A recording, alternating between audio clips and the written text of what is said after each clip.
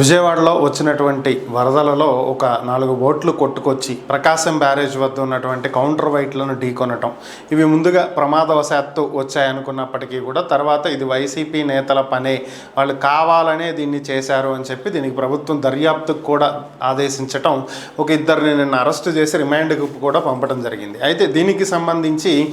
ఇది కేవలం టీడీపీ నేతల పనిని, ఇది వైసీపీ నేతల పని కాదని,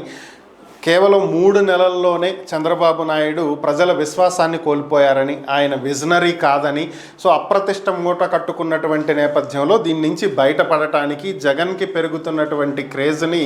చూసి తట్టుకోలేక ఓర్వలేక జగన్ని పూర్తిగా ఆయన ప్రతిష్టని దెబ్బతీసేటువంటి కార్యక్రమంలో భాగంగానే చంద్రబాబు నాయుడు ఇలాంటి ఆరోపణలు వ్యాఖ్యలు చేస్తున్నారు అని చెప్పి వైఎస్ఆర్ కాంగ్రెస్ పార్టీ నేత మాజీ మంత్రి అంబటి రాంబాబు వ్యాఖ్యానించడం జరిగింది.